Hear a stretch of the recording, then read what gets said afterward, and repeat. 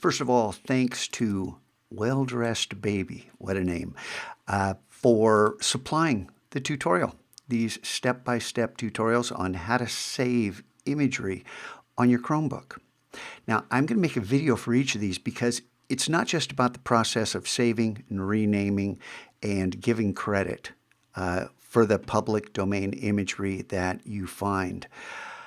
I want to cover more things, so please watch the videos, read the words, look at the images, and we will, at the end of this, have a much better understanding of strategies and techniques and workflow that we can use throughout the rest of the year.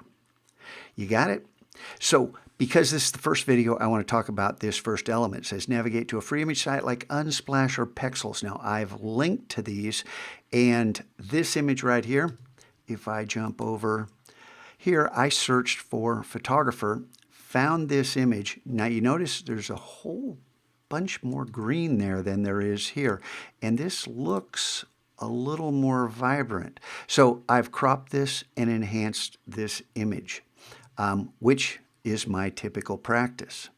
We're going to talk about the other steps as we move through this, but I just want you to understand why I picked this image to start with. Are these women pressed up against a wall of foliage, or are they laying on the ground?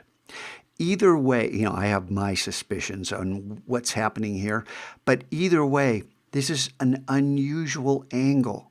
When you take photographs, don't just stand there and shoot like everybody else does. She's right up against this wall, shooting right against this plane, or this floor, whatever this thing is, the ground. And she's not just sitting there smiling. There's something going on with her hand.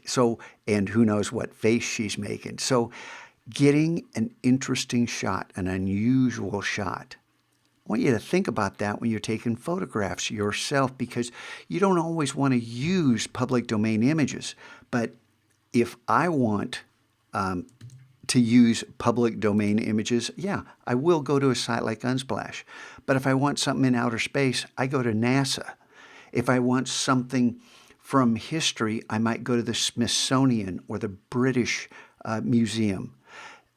All of these resources are public domain, free to use. You're not just going to Google Images. You're searching responsibly. And among these two right here, Pexels is an aggregator, kind of like Google Images. I prefer Unsplash because it's curated and far more high-quality images, but to each his own or her own.